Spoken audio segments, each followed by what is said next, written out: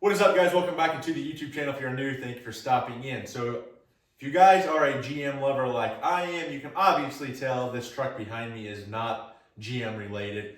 This actually belongs to my brother-in-law Seth and his wife. This is a 2018 F150. We actually partnered up with TorqueParts, the same company that sent me the airbags for my 97 Tahoe. They actually sent, I guess, them a set of airbags for the rear of the F-150. Seth and Logan, they do help out quite often on our farm. I mean, he can tell you, a lot of different stuff that he's towed with this. Hay. I say hay, the tractor before. Tractor was too much for it with or without airbags. Yeah, just to name a few. We're hoping, obviously, the airbags won't help with, like, obviously the towing capacity of the vehicle or anything, but it will help out with giving it that saggy butt syndrome or the Carolina squat syndrome. So, like I said, we're going to be throwing the rear airbags on the back of this. It's pretty straightforward. They ship from aftermarket parts. I think they got here in 2 days. And then here in Southern Indiana, we got dumped on with like 16 inches of snow. So this video is kind of delayed a little bit, but we're gonna go ahead and get everything kind of laid out. We'll kind of get a light set up underneath. We're hoping we can do this without removing the tire. On my Tahoe, I was able to. We're just gonna kind of go through probably the directions, see what they call for. Worst case scenario, I guess we will remove the tire. But anyway, let's get a closer view and we'll go from there. All right, guys, so here is everything kind of laid out. Do not mind the messy workbench. Perks of owning having your garage right here. You just throw everything on the table as you walk through the door. But anyway, here is the airbag. This is gonna be, I'll call the axle mount that's gonna sit on the rear axle. Then you're gonna have your two frame mounts. And then those keys up there are actually, they have a welded nut on the back, and those will slide into the frame itself. And they are really good directions. I mean, they pretty much break everything down. Like I said, there's those keys, and they kind of give you all the options, and then they do a step-by-step. Obviously, first we'll remove the bump stop and all that. Like I said, very good company to work with. Shipping was fantastic. Everything was packaged very well. Even Seth was complimenting them. It was all saran wrapped nicely in that box down there. But enough of me jabbing. Let's go ahead and climb in underneath of the truck with a light, see what we can get into. All right, so like I said, the first thing is we got to remove the bump stop on both sides. Seth's underneath there now. That is a 13. Obviously, everything on these newer vehicles is pretty much metric.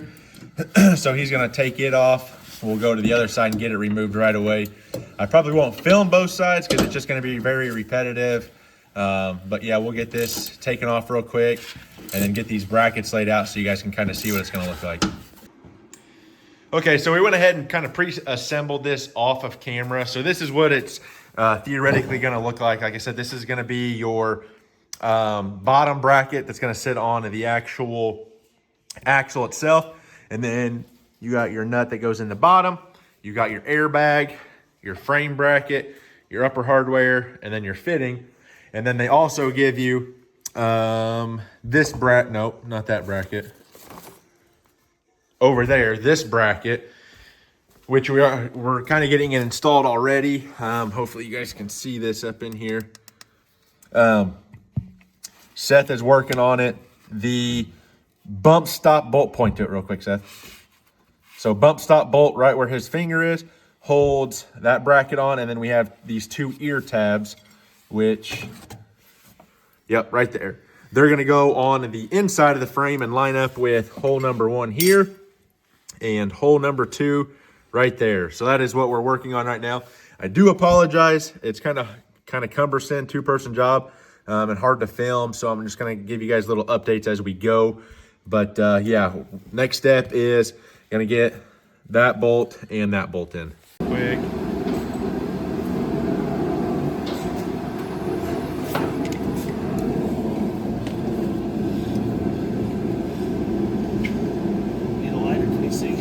are good. We can see in there. Got the first bolt in, second bolt in, bump stop bolt on the bottom down there's in. All right, so it's installed here. We had to, so there's 4 options for mounting. We end up having to move it all the way forward to get it to line up with our back bracket back there. And then on this bracket, we're gonna use our top 2 mounting holes. So our 9/16 or our 9/16 nuts will be on the outside, and the bolts will kind of poke through.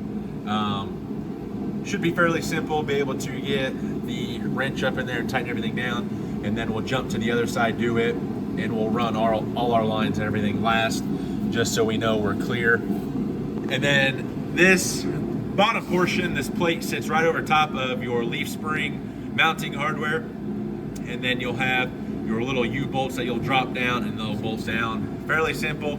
It was a bigger pain in the butt getting this bracket back there mounted on, because you're trying to fish those eyelet keys that have the welded on nut through the frame rail, and that was definitely a 2-person job. So I'm gonna go ahead and have Seth tighten or put the bolts and nuts on front and back. Like I said, you'll have two front, 2 rear, and then we'll do the bottom, jump to the other side.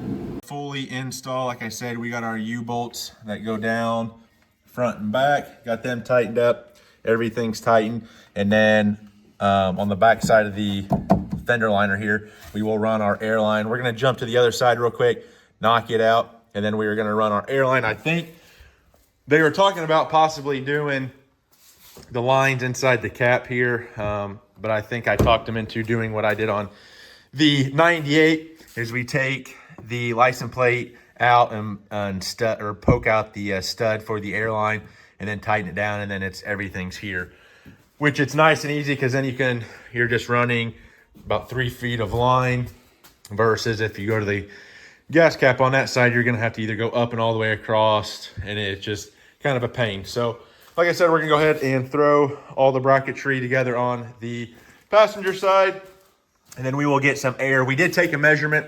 Right now, what do we say? The rear was 37 3/4. And the front's 38 3/4. So 37 3/4, front's 38 3/4. So he's an inch higher.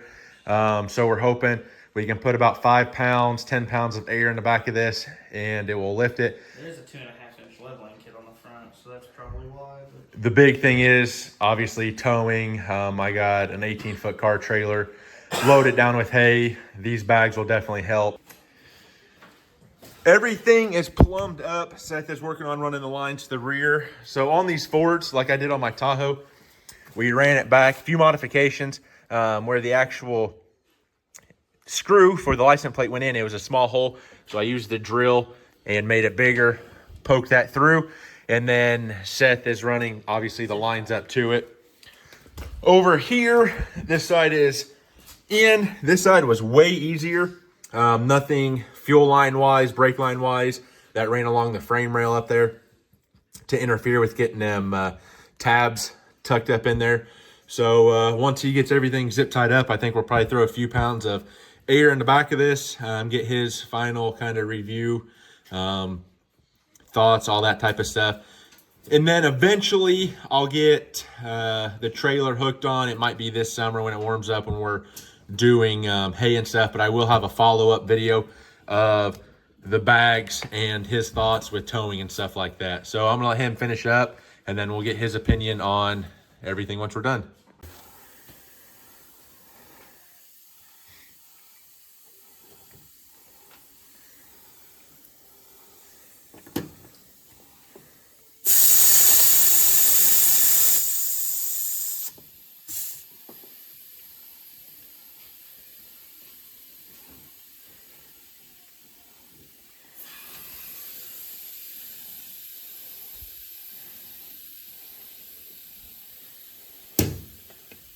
should be 5 in that one.